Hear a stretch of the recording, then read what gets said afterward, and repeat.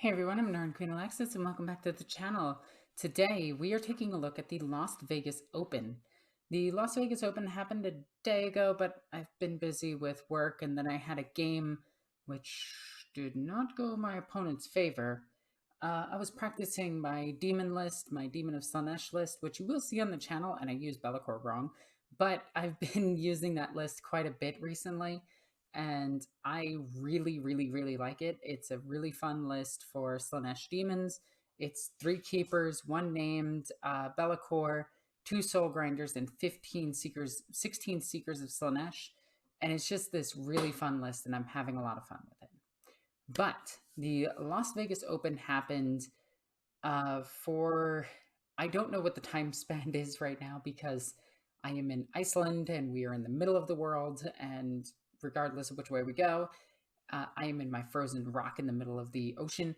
Um, so it happened like 4 in the morning for me, and I'm not staying awake for that. I'm sorry. Warhammer is cool, but it's not stay up to 4 a.m. on a workday cool. It is record this after I get out of work, play a game, and then check out cool stuff. That's what we're doing. We are checking out the Las Vegas Open. I still got to go to the Las Vegas Open. I've never had the chance to go there. I've had the chance, I just never have gone there. I could have gone when I was back in Arizona, I guess. So there's a bunch of different releases. Actually, it's just like one release for each product except for Warhammer 40k because, of course, we got the Strikeforce Augustus. We got the Soulforge King, which is basically the story of New Be'lakor losing. We got this. We got some really cool things and some really bad things. Because it's Warhammer 40k, it has to be perfectly balanced with really cool and really stupid in one release. So we got the new Seraphon. I really like these guys. We got the new Blood Hunt with this really cool like were-jackal thingy. I like this thing. I don't know what it is, but I like it. The Cerberus tank, which we've already seen, and something really cool with the Augustus Arbites. So we're just going to go through all of these really quickly. So let's jump into it. So right off the bat, we have Strikeforce Augustus. Strikeforce Augustus is in my opinion, a bit silly, a little unnecessary, and I feel like this could have just been a PDF, but here it is. So what this box contains is the new Brutus Dreadnought, or Brooding Dreadnought, or Brute Force Dreadnought, which is just a Redemptor with 2 Fisty Fists and nipple multi-meltas, which is insane. This thing's damage output is incredible. And I was talking with a buddy over at Nexus about this guy, and we were comparing him to the Redemptor. And I said flat out that I will not take the Redemptor Dreadnought over this guy. This guy is just better. And we went back and forth about how the Redemptor has longer range firepower, where the Brutus does not. The Brutus has 24 inches, but he also moves 8 inches. So he's looking at 32-inch strike distance. And honestly, that's really good. And it's 4 multi-melta shots. It's just insane. I really like him. I am excited for this model. I'm hoping that later on we get a Redemptor version of the Rifleman Dreadnought, because this is following the releases of Dreadnoughts, where we had the normal Dreadnought with gun, close combat hand. Then we had the Assault Dreadnought with 2 handy hands. And now we need them with 2 guns. Pew, pew, pew, pew, pew, pew, pew. You know, sound effects included. So I kind of want a Rifleman Redemptor at this point, because I think it would just be fitting, especially if it just had 2 of the plasma. I'd be okay with that. Now, moving away from the coolest thing in here, we have the second coolest thing, which is this Lieutenant right here. This Lieutenant is really cool. He's got a bionic arm holding a plasma pistol and a power fist, which is a configuration that I would never use on my Lieutenant. I would stick with Sword and Board, to be honest, or Thunderhammer. I wouldn't use a Primaris Lieutenant. The regular Space Marine Lieutenant is just better. He's just kind of cool, I guess.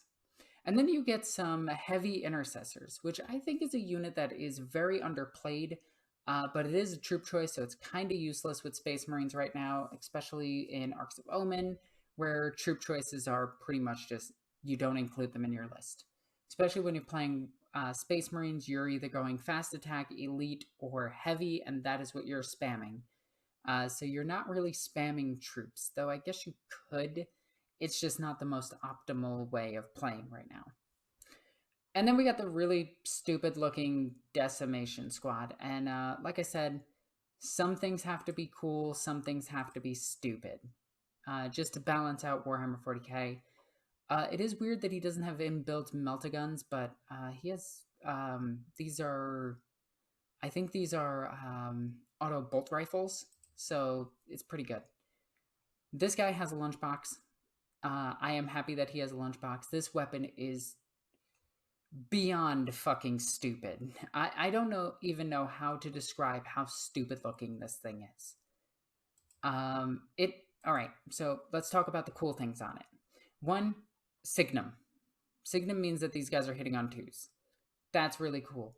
2, red dot laser sight actually on a model. I really like that. The only other ones that we had with the red dot laser sight was the Space Marine Scouts. So props to them for putting this on there. I like this.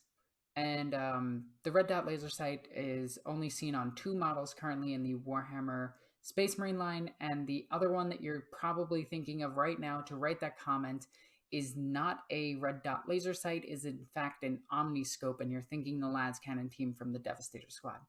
I know you, I'm reading your mind right now, stop it. Anyway, I love that barely any of them are looking the way of their gun. Like this guy is aiming his gun off this way while staring into space. This one is probably just looking at the threat coming and has his lunchbox ready. He's ready for break. This one is actually aiming his weapon at something probably bigger than him. Same with this guy, or they're just shooting into the stratosphere because they're Space Marines. This weapon is, that's just a robot face. This weapon is just fucking dumb. I'm not going to even try to justify this weapon. This is a Nerf blaster. It looks dumb. The Lieutenant looks really, really, really cool. He looks like that character from Airplane. I can't remember his name, but it looks just like him. And then you can get the regular Primaris Lieutenant. I don't know why you would configure him like this or like Pointy Fist. I think it's cool that he has all these options, but honestly, he's just going to be a sergeant at this point. You're just going to throw him in with the rest of your Space Marines, and he's just going to look generic as fuck. So really, really cool that he has this right here. I like cybernetic arms. I like cybernetic Space Marines. I want to get one with a leg that's cybernetic. I'd probably cut off this plasma pistol, because if you put a plasma pistol on your guys, you're an idiot. Especially being that he could possibly take the Neo-Volkite pistol, which is just better. Or he can take a Storm Shield, which again is just better. So Storm Shield Sword is just a better configuration for him. Honestly, if you're taking a Lieutenant, the only time you're ever taking a Lieutenant is if you're playing Dark Angels, and that's going to be a Talon Master. Unless you just have the extra points, then you're taking a baby Space Marine Lieutenant who can have a Jump Pack, Storm Shield, and the Thunderhammer, and is just better. Take that one over this one. This one is useless garbage. The other one is better. So next we have the, what is this? The Soulforge King, where this dude is attacking the rock. Now, we know that this attack fails. Like, flat out. We know this, right? We're not going to play stupid. This box set is actually pretty dope. I like it. Victor did not like it, but I have a soft spot for Dark Angels. They are my favorite Space Marine chapter. Second only to Star Phantoms, just because of my 7th edition army list, which was absolutely devastating, if you remember 7th edition. So in this box set, we have a couple of Terminators. This is the first company, the Deathwing Terminators. Excuse me. They're pretty good. Excuse me. They're not very good. I honestly, I know a lot of people run them with 2 Cyclone Missile Launchers, 2 giant 10-man squads, and they're pretty decent. Honestly, I switch them out and put Cataphractii arms on them, and then run them with the cloaks and use them as the brothers for 30k. And they're just way better in 30k.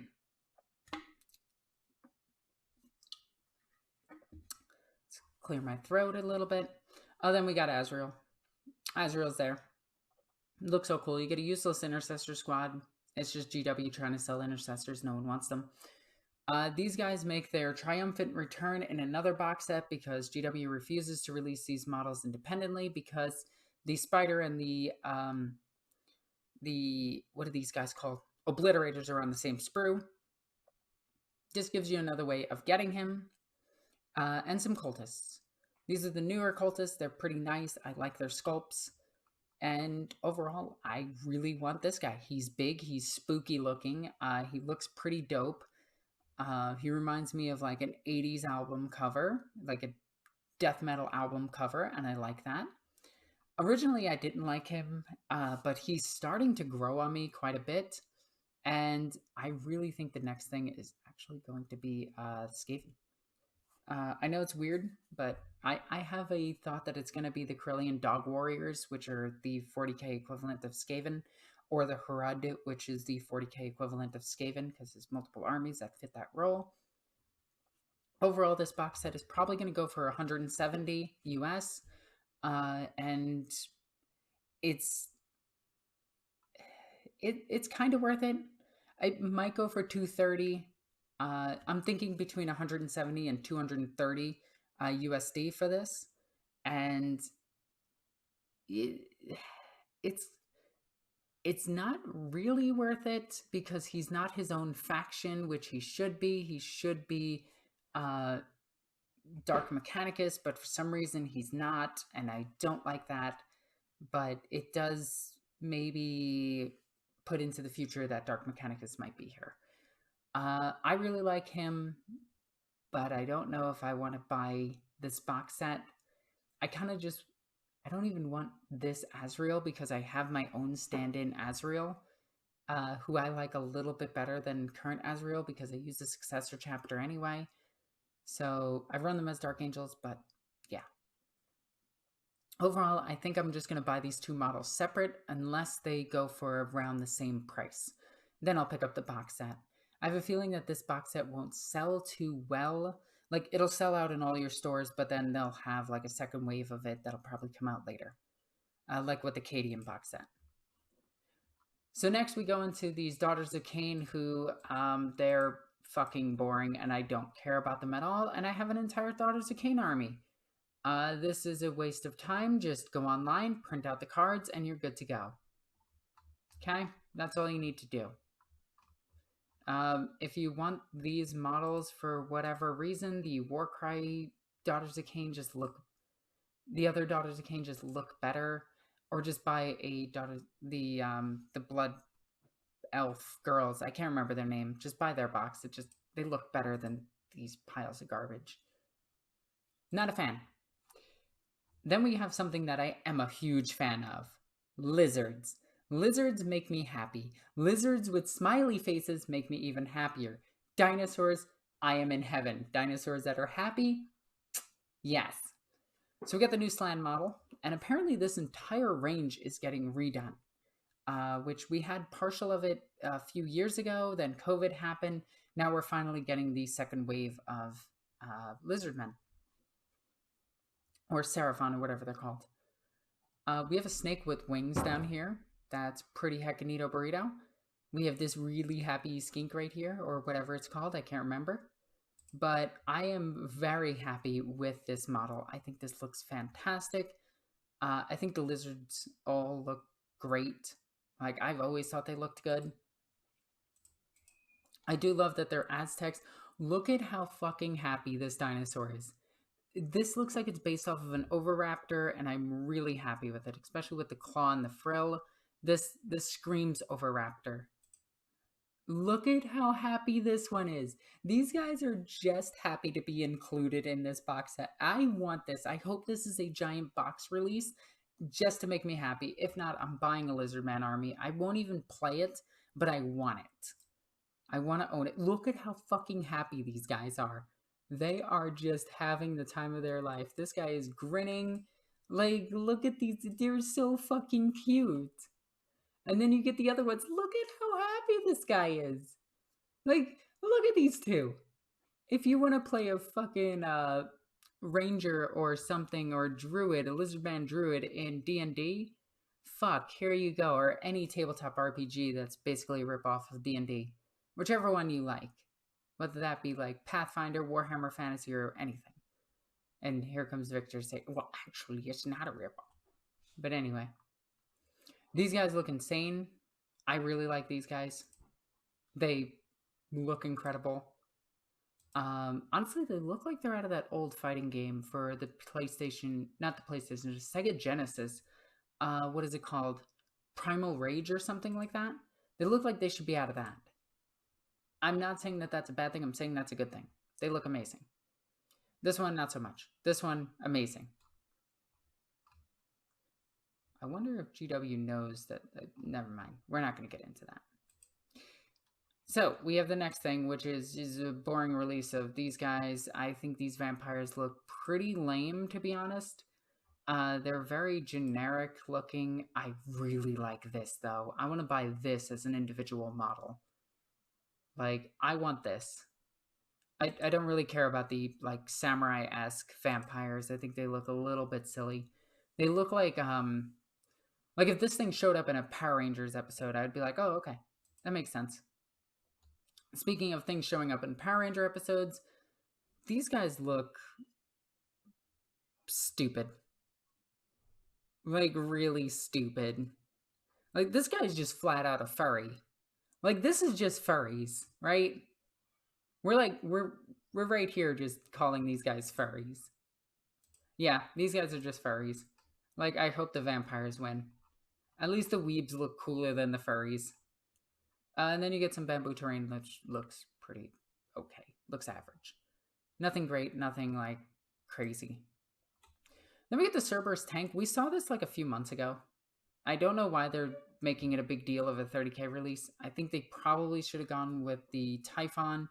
Or they released the Typhon, and then now the Cerberus. But we knew that that was going to be the secondary kit to the Typhon. So, pretty cool, but overall it's kind of meh. I was kind of hoping for a plastic version of the Space Marine Baneblade to be revealed. I can't remember its name, but I know it exists. And then we get to the kill team. Now, I do really wish it wasn't Dukari in it. I really wish it wasn't Dukari in it. I understand why, but, like, meh. Arbites should be fighting, like, Gene Stealers or some shit. Or some crazy zealots. Or, like, robot people. Or something cool. But it's Dukari. Or Dukaris. Anyway, let's take a look at them. We got the Enforcer with the loud hailer. And the cat snuck out of the room. One with a shotgun. Some antennas on him. Meow. Well, he's meowing. This Victor in the background. Look at his juicy ass. Anyway. You got the Gimp Master here. We got another one with a shotgun.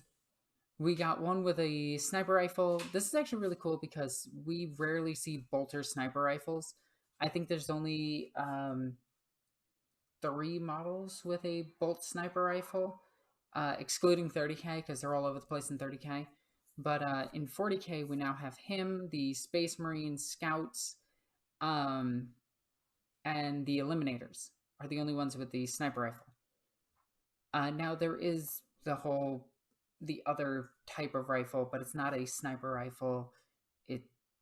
It's a stalker. Oh yeah, we got this guy who forgot his bigger weapon at home. And then we got the one with the shield and the power maul. We got one who brought his lunchbox and his steak. He forgot to put the mace on it. You know, it's embarrassing. Like, they kind of just bring him along and they're just like, you're doing it, champ. And he's just like, yeah, and hitting things with a stick. Then we got one with a heavy stubber. I don't get why guard don't have heavy stubber teams. I think that should just be the auto include into a guard list is a heavy stubber, because it's not a 50 cal, it's like a 30 cal is the heavy stubber, and then you got the bigger heavy stubber, which is the 50 cal. But yeah, it's pretty cool. This guy's looking at what time it is, and he's got his little repair gun thingy. Then we got the bestest boy in the entire universe, one of the few Cyber Mastiffs that actually looks... I really like this one, although there are better Cyber Mastiffs. The best one comes from the Kill Team box set that is the Rogue Trader. Then you get the Houndmaster, and back to these guys. And then you get the Drukhari, and they all look identical to like Drukhari that we have, except this guy has a fucking bird, and this makes him the coolest one out of all of them. Like, hands down. These guys, this one is unhappy because he doesn't have a bird. This chick is awesome, and she looks hot as fuck. This one is strange looking. This one stole a mask from a Harlequin. This one is just surprised and looks like you stepped on their toe or something. This one looks like they don't know what they're doing with their weapon. This one looks like he's ready to poop.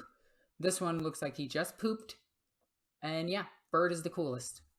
I want this arm and this bird, and I'm probably going to, if this model is just a single piece, like I think it's going to be, because most of these things are just single pieces. I don't know why this guy's in a pooping stance too, but I'm probably going to cut this arm off and use it on like a D&D miniature. Oh yeah, and then we get the actual table with a hololith. I really like the hololith. I think this is really cool.